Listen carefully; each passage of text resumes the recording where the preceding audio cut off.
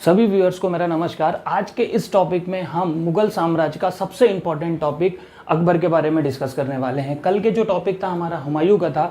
हुमायूं के टॉपिक पे हमने डिस्कस किया था कि किस तरीके से हुमायूं 1526 से 1540 तक शासन करता है। उसके बाद शेर शाह सूरी द्वारा कन्नौज के युद्ध में उसे हरा दिया जाता है। उसके बाद 1555 में सरहिंद के युद्ध से वह वापस दिल्ली पर मुगल साम्राज्य को स्थापित करता है। कल का जो वीडियो था वो किसी टेक्निकल कारण की वजह से उसका नोटिफिकेशन सभी के पास नहीं पहुंच पाया था, तो जिन्होंने वह वीडियो नहीं देखा है तो उसका लिंक मैं डिस्क्रिप्शन में दे रहा हूं, आप वहां जाकर देख सकते हैं। तो चलिए हम इस कल का जो वीडियो था उसमें एक शब्द का मैं परिभाषा आपको बता नहीं पाया था, वह थी साका। साका क्या था? यह एक राजस्थान की प्रथा थी। जो भी राजस्थान का शासक होता था वह जब रणभूमि में जाता था तो वह केसरिया वस्त्र धारण करके वहाँ पर रणभूमि में जाता था, और यदि आकस्मिक वहाँ पर वह हार जाता था या वह वीर गति को प्राप्त हो जाता था तो उसके उपलक्ष्य में उनकी जो पत्नियां थी वह जौहर करती थी। तो केसरिया और जौहर, इससे मिलके यह वर्ड बना है साका। और यदि साका की बात की जाए तो इतिहास में सबसे पहला साका जो हुआ था वह हुआ था 1301 में, जब अलाउद्दीन खिलजी ने आक्रमण किया था और यह रंगाबाई ने यहाँ पर इतिहास का पहला साका किया था। और सबसे प्रचलित साका की बात करें जो 1303 में हुआ था, इसमें भी खिलजी आक्रमण करता है और राजा उधम सिंह का शासन उस समय था और रानी पद्मावती ने 1303 में साका किया था। ये दो महत्वपूर्ण साके हैं, जो 1301 में हुआ था और एक 1303 में हुआ था। चलिए इसके बाद हम आप डिस्कस करते हैं अकबर के बारे में कि अकबर का नाम जो था वह जलालुद्दीन मोहम्मद अकबर था। अकबर जो था यह इसकी उपाधि थी। जब मैं आपको आगे बताऊंगा कि अकबर की जो उपाधि थी यह उसे कब मिली थी और किस तरह से मिली थी। ठीक है, पिता का नाम जो था वह क्या था? हुमायूं था। अकबर के जो बचपन की बात की जाए तो उसके बचपन का नाम जो था वह बदरुद्दीन था। अब बदरुद्दीन में बद्र का मतलब क्या होता है? बद्र का मतलब होता है चंद्रमा। तो अकबर का जो जन्म हुआ था वह पूर्णिमा के दिन हुआ था, इसलिए हुमायूं ने उसका नाम बदरुद्दीन रखा था। माता की बात करें तो माता का नाम जो था वह क्या था? हमीदा बानो। यहाँ आपको दिख रहा होगा मरियम लिखा हुआ। मरियम एक उपाधि होती थी। जो भी मुगल शासक की पत्नी थी, जो मुगल वंश को आगे बढ़ाने के लिए पुत्र उनको मुगलों को देती थी या पुत्र रत्न की प्राप्ति करती थी, तो उन्हें मरियम की उपाधि दी जाती थी। तो हमीदा बानो ने अकबर को जन्म दिया था, इसलिए उन्हें मरियम की उपाधि दी गई थी। अब जन्म की बात की जाए तो जन्म जो था वो 15 अक्टूबर 1542 को हुआ था। और यह कहाँ हुआ था जन्म? काबुल में। जन्म जो हुआ था काबुल में हुआ था। जन्म के बाद अगर हम प्रारंभिक जीवन की बात करें तो कुछ इतिहासकार कहते हैं कि जब हुमायूं को शेर शाह सूरी द्वारा जब भारत से खदेड़ा गया था, जब उसने भारत छोड़ा था, तो उस समय कुछ समय के लिए अकबर को रीवा में छोड़ दिया गया था। उसके बाद काबुल भेज दिया गया था। कुछ इतिहासकार कहते हैं कि वह सीधा अकबर को सीधा काबुल ले गया था। तो प्रारंभिक जीवन में वह काबुल रहा। उसके बाद मात्र 12 वर्ष की उम्र में उसे पंजाब का शासन मिला। ठीक है, एक क्वेश्चन यहाँ से बनता है, चाहे तो आप नोट कर लीजिए कि जब हुमायूं की मृत्यु हुई थी उस समय अकबर किस राज्य का शासक था? तो वह पंजाब का शासक था और उसकी उम्र थी मात्र 12 वर्ष। ठीक है, उसके बाद 14 फरवरी 1556 को उसका राज तिलक किया जाता है। यह डेट भी याद कर सकते हैं आप, 14 फरवरी, क्योंकि 14 फरवरी 1483 को बाबर का जन्म भी हुआ था और 14 फरवरी 1556 को अकबर का राज तिलक भी किया गया था। अब ये राज तिलक किसने करवाया था? यहाँ पे एक नाम आता है राज तिलक के लिए, बैरम खां, जिसे खान बाबा कहा जाता है। बैरम खां ने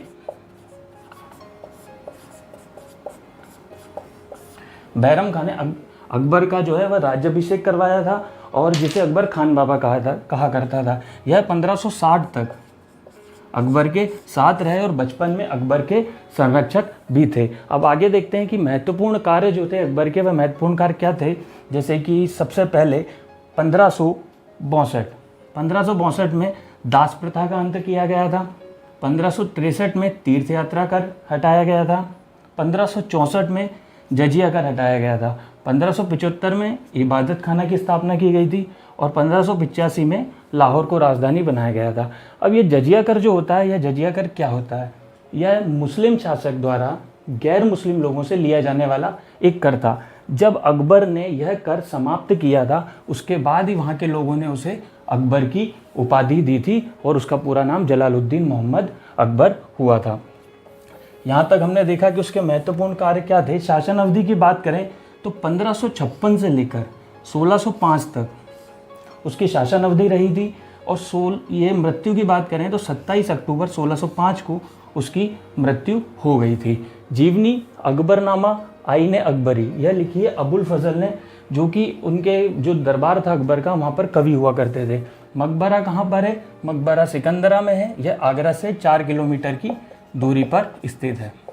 अब अकबर के बारे में देखें, हम आते हैं सन पर कि पानीपत का पहला युद्ध, अकबर द्वारा जो पानीपत का पहला युद्ध लड़ा गया था, वह लड़ा गया था 5 नवंबर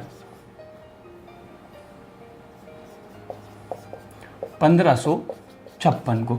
अब यह पानीपत का जो पहला युद्ध है, यह क्यों लड़ा गया था? पानीपत का दूसरा युद्ध।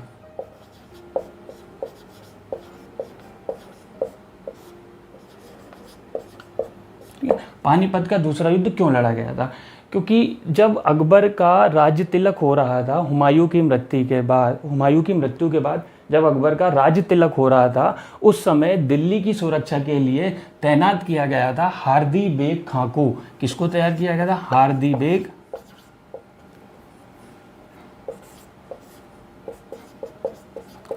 बेग खां को तैयार किया गया था, सुरक्षा के लिए लगाया गया था। तो इस दोनों ड्यूरेशन के बीच में एक नाम आता है जो पानीपत के युद्ध की आधारशिला रखी थी। पानीपत का जो युद्ध के कारण, मूल कारण हुआ था कि वहाँ पर एक नाम आता है हेमू का,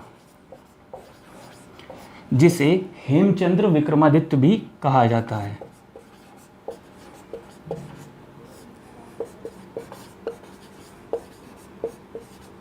यह विक्रमादित्य की उपाधि धारण किए हुए था। तो ये जो हेमचंद्र थे, ठीक है, यह जो हेमचंद्र थे, यह आदिल शाह सूरी के राज्य में प्रधानमंत्री हुआ करते थे। एक नाम और यहाँ पर आ रहा है, आदिल शाह सूरी, ठीक है। यहाँ से क्वेश्चन आप नोट कर सकते हैं कि आदिल शाह सूरी जो है वह सूरी वंश के सबसे अंतिम शासक हैं। 7वें और सबसे अंतिम शासक आदिल शाह सूरी हैं। अब हेमू आदिल शाह सूरी के पास जाते हैं और वहाँ पर उनसे कहते हैं कि इस समय दिल्ली पर शासन करने के लिए, आक्रमण करने के लिए सबसे उचित समय है, ठीक है। तो ग्वालियर और आगरा से होते हुए यह दिल्ली पहुँचते हैं और दिल्ली पर हार्दी बेग खां को यह खदेड़ देते हैं। हार्दी बेग खां वहाँ पर भाग जाता है और पहली बार दिल्ली सल्तनत पर 16वीं शताब्दी में किसी हिंदू शासक का शासन होता है, जिसका नाम क्या था? हेमू। अब कम से कम 7 या 8 महीने ये लोग शासन करते हैं हेमू। उसके बाद दिन आता है 5 नवंबर 1556 का। 5 नवंबर 1556 को पानीपत का दूसरा युद्ध होता है। अब चाहे तो इसका स्क्रीनशॉट ले सकते हैं, फिर मैं इसको मिटा दूंगा।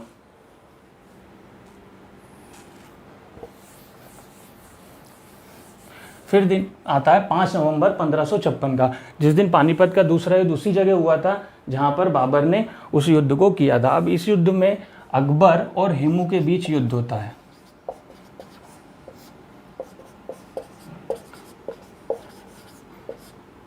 हेमू इसमें हार जाता है, हेमू को इसमें हरा दिया जाता है और हेमू को हराने के बाद अकबर यहाँ पर गाजी की उपाधि प्राप्त करता है। गाजी की उपाधि क्या होती है? गाजी की उपाधि ये होती है जब एक मुस्लिम शासक द्वारा गैर मुस्लिम शासक को युद्ध में हरा दिया जाता है या उसे मृत्यु दी जाती है, तो उस समय मुगल शासक जो है वह गाजी की उपाधि लेते हैं। यह गाजी की उपाधि किसने? बाबर ने भी ली थी, ठीक है। यह पानीपत का हमारा दूसरा युद्ध हो गया। इसके बाद आते हैं हम मालवा के युद्ध की ओर।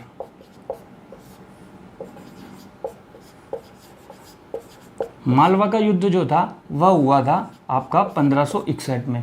यह युद्ध हुआ था अकबर और बाज बहादुर के बीच। अकबर और बाज बहादुर के बीच यह युद्ध हुआ था। इनकी पत्नी थी रानी रूपमती। कुछ इतिहासकार रानी रूपमती को पत्नी कहते हैं, कुछ इतिहासकारों का कहना है कि वह उनकी एक प्रेमिका थी। तो रानी रूपमती बाज बहादुर, मालवा का युद्ध 1561 में होता है। बाज बहादुर का ये जो मालवा का युद्ध होता है, उस समय मालवा बहुत संपन्न राज्य हुआ करता था और इतना शक्तिशाली राज्य नहीं था। तो यह युद्ध मात्र आधे दिन में खत्म हो जाता है और अकबर बाज बहादुर पर विजय प्राप्त कर लेता है। अकबर भाग के उस समय कहाँ चला जाता है, निमाड़ चला जाता है और रानी रूपमती को वह अपने कब्जे में अकबर कर लेता है। अब यहाँ से क्वेश्चन क्या बनते हैं, एक क्वेश्चन बनता है कि रानी रूपमती का महल कहाँ पर है। तो रानी रूपमती का महल मध्य प्रदेश के मांडू में स्थित है। ठीक है, रानी रूपमती का महल मध्य प्रदेश के मांडू में स्थित है और बाज बहादुर और रानी रूपमती का जो मकबरा है वह कहाँ है, वह उज्जैन में है।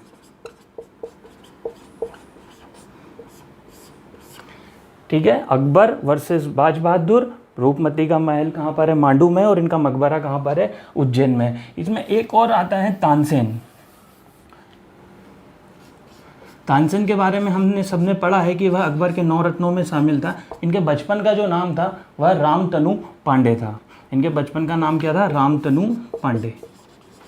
ठीक है, अब इनके बारे में क्वेश्चन बनता है कि रामतनु पांडे जो तानसेन थे, इनका संबंध किस घराने से है। तो इनका संबंध जो है ग्वालियर घराने से है और यह इनका जो जन्म हुआ था। ठीक है, यहाँ से थोड़ा सा कन्फ्यूज़न हो सकता है यदि हम इनकी बात की जाए कि इनकी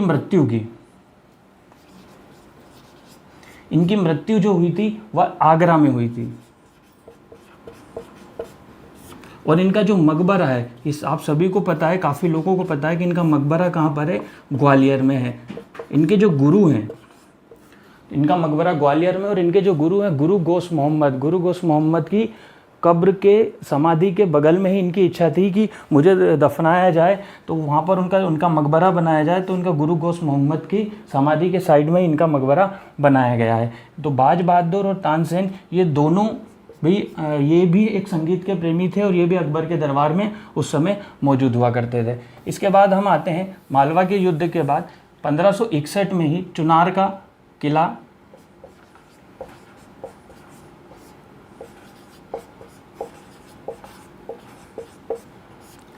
किला, यह भी अकबर द्वारा विजय हासिल कर लिया जाता है। चुनार का किला, इसमें यह होता है कि चुनार का किला बहुत आसानी से वह जीत लेता है। उसके बाद हम बात करते हैं 1562, ये सबसे इम्पोर्टेंट पॉइंट है। 1562 आमेर का किला।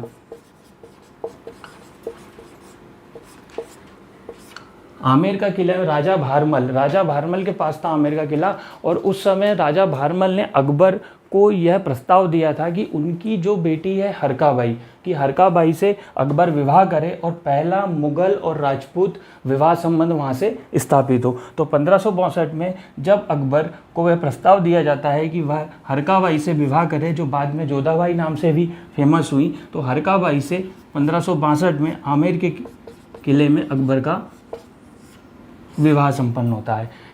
मालवा का युद्ध, पानीपत का दूसरा युद्ध, मालवा का युद्ध, चुनार का किला और आमेर में हरका बाई से विवाह होता है। इसके बाद 1564 का वक्त आता है। इसके बाद 1564 का वक्त आता है। तो 1564 में रानी दुर्गावती जो गोंडवाना की संरक्षिका थी, रानी गोंडवाना। हाँ, तो फ्रेंड्स हम चुनार के किले की बात कर रहे थे कि चुनार का किला जो है 1562 में अकबर द्वारा इस पर फतह हासिल की गई थी। चुनार का किला जो है वह वर्तमान में कहाँ पर है, उत्तर प्रदेश में है। इसके बाद आता है सन 1564 में रानी दुर्गावती जो गोंडवाना राज्य की शासिका थी, संरक्षिका थी, अपने पति की मृत्यु के बाद उन्होंने गोंडवाना राज्य की संरक्षिका बनी और अपने पुत्र को राजा बनाया था। तो गोंडवाना पर हमला करता है रानी दुर्गावती, काफ़ी शिद्दत के साथ लड़ती हैं और काफ़ी महान योद्धाओं में उनकी गिनती की जाती है, परंतु एक संधि के तहत वह अकबर से समझौता कर लेती हैं। तो रानी दुर्गावती जो हैं, इनके बारे में मैं अगर आपको बताऊं कि इनका जो मकबरा है, या एक क्वेश्चन पूछा जाता है इनका संबंध कहाँ से है, तो इनका संबंध है मंडला से और इनका समाधि जो है वह भी मंडला में है। और अकबर के बारे में और भी कुछ अगले वीडियोस में मैं आपको बताऊंगा। तो इस वीडियोस को देखने के बाद यदि आपको अच्छा लगता है तो आप चैनल को लाइक कीजिए, सब्सक्राइब कीजिए, शेयर कीजिए और बेल आइकन दबाना प्लीज़ मत भूलिएगा। Thank you very much.